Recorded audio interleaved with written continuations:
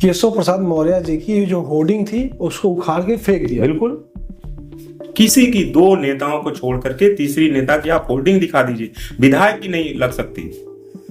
कोई विधायक अपनी होर्डिंग नहीं लगा पाया पूरे महाकुंभ मेले में, लेकिन रातों रात विश्वास करिए एक होर्डिंग नहीं खड़ी रहने पाई। तो ये पीड़ा है, लेकिन केशव मौर्य इस पीड़े को कैसे कहें?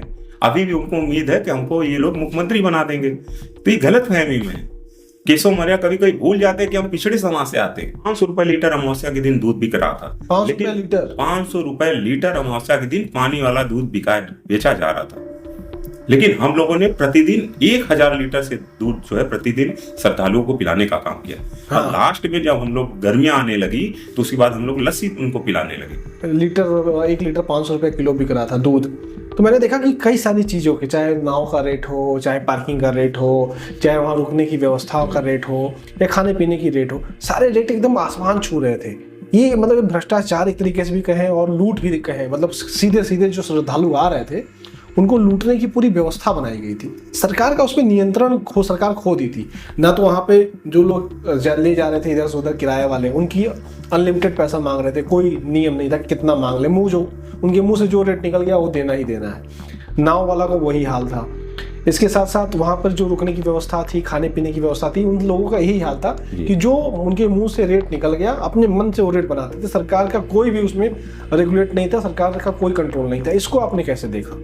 देखिए, हमने तो देखा ना कि देखिए सरकार की इसमें कहीं ना कहीं मिली भगत थी। सरकार का एक मंत्री जो नंदी, हाँ। आप जानते होंगे नंद गोपाल, हाँ। जो उन संस्था के माध्यम से वहां पर एक रेस्टोरेंट खोले हुए थे प्रयागराज में, वहीं संगम रोड पे अपनी वीवीआईपी जमीन पर, हाँ। जहां पर आय ज्यादा हो, रेस्टोरेंट खोल करके वहां पर पैसा कमाने का काम करे। इन लोगों ने कॉटेज बना करके जमीन लेकर के सरकार के माध्यम से पैसा कमाने का काम किया। सरकार की मंत्री नाव में हिस्सेदारी नंदी की थी। अच्छा, नाव में भी हिस्सेदारी वहां पे पिंटू मारा किसका आदमी है? नंदी का आदमी। अच्छा, जो और गलत सूचना दे करके मुख्यमंत्री के यहाँ जो उनको 30 मार्का बनाने का अगर किसी ने काम किया तो नंदी नहीं किया। अच्छा, योगी बाबा के यहाँ जा करके, योगी बाबा को तो यही तो हम कह रहे हैं कि योगी बाबा के अगल बगल गलत लोग हैं। योगी बाबा को समझना चाहिए। ये जो माफिया था नाव वाला, बिल्कुल वह नंद गोपाल नंदी का आदमी है। बिल्कुल, ये बात तो एकदम फिक्स है। नंदी लेकर के गया, करोड़ रुपए उसने कमा लिए। भाई नाव से एक आप जाकर के पता करिए ना, नाव से गुंडा टैक्स वसूलता है वो, उसके पास नाव नहीं है।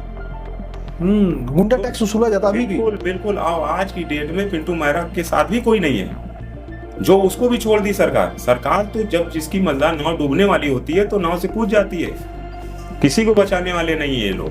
आज की डेट में उसको अधिकारी पैसा मांग रहे हैं, आज की डेट में प्रभावशाली लोग पैसा मांगे, तुमको हम बचा लेंगे। अधिकारी करोड़ों रुपए मांग रहे हैं कि तुमने बहुत कमाया हमको, तो हम तुमको बचा लेंगे। भाई जो झूठ है, पैसा तो दिख जाएगा ना, पैसा आप रखोगे कहाँ? ये तो वाहवाही में बता ले गए।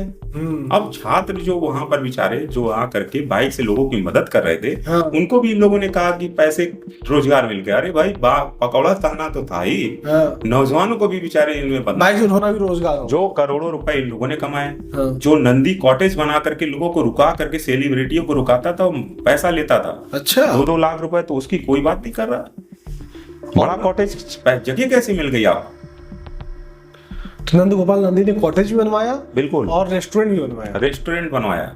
नंदी सेवा संस्थान के माध्यम से उसने अपना दूसरे रास्ते से, देखिए रास्ता पूरा है, अपने लोगों को कैसे फायदा पहुंचाया जाए। ये तो मैं 2-3 चीजें जान रहा हूँ। इसमें कई चीजें हैं जो सरकार के मंत्री अपनी अपनी जुगाड़ में लगे थे कि हमारा ये हो जाएगा, हमारा टेंडर ये हो जाएगा, ये वाला तुम ले लो। आपस में इन लोगों ने बंदर बाट करने का काम किया।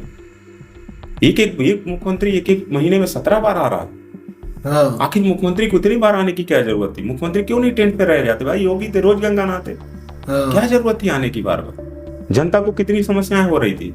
आप 7 पुल चालू रख रहे थे, सिर्फ पुल आखिर बनाने की क्या जरूरत पड़ गई? तो इतना पुल बना के बंद करने का कारण क्या लगा आपको? उसके पीछे मैं तो कह रहा हूँ ना, मुझे तो एक ही कारण लगा कि पुल की जो गुणवत्ता थी उसपे कहीं ना कहीं संदेह और सवाल है कि पुल उसने लोड को नहीं ले पाते, इसलिए उतनी गुणवत्ता के साथ पुल नहीं बनाए गए थे पीवे। उसमें भ्रष्टाचार है, मतलब उसकी क्वांटिटी बढ़ा दी गई, क्वालिटी नहीं बढ़ाई। कई ठेकेदारों से मेरी बात हुई, मेरे जानने वाले इलाहाबाद कोई प्रयागराज कोई ऐसा नहीं, सब एक दूसरे से जुड़े हुए हैं। इसमें जब आप कमीशन सबसे ज्यादा ले लोगे तो वो आखिर करेगा क्या? वो भी तो कमाना चाहता, उसके भी तो बाल बच्चे हैं, तो वो आपने पहले कमीशन ले ली।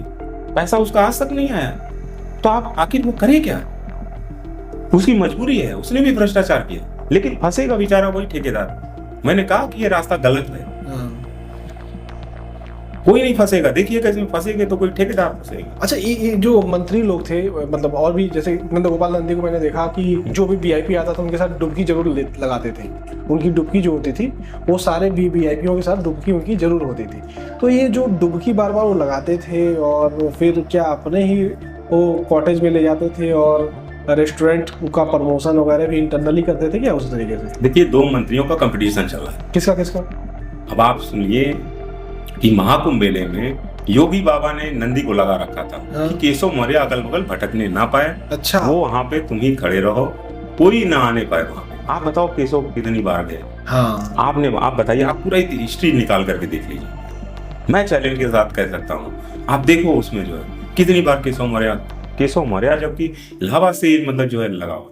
केशव मौर्य से बड़ा मंत्री नंदी थोड़ी ना, लेकिन केशव को रोकने के लिए नंदी को लगा दिया गया, तुम ही जाकर के लूटो। भाई, जो बाबा का आदमी होगा तो वही तो लूटेगा। केशव मौर्य के लोगों को क्या मिला? केशव मौर्य को कुछ नहीं मिला। केशव मौर्य अभी भी उम्मीद में है कि हमारे लोग शांत रहो, हमको मुख्यमंत्री बनाया जा सकता है। लेकिन मैं फिर कहूंगा कि मुख्यमंत्री बनाने का जो सपना मुंगेरी लाल के सपने देख रहे हैं,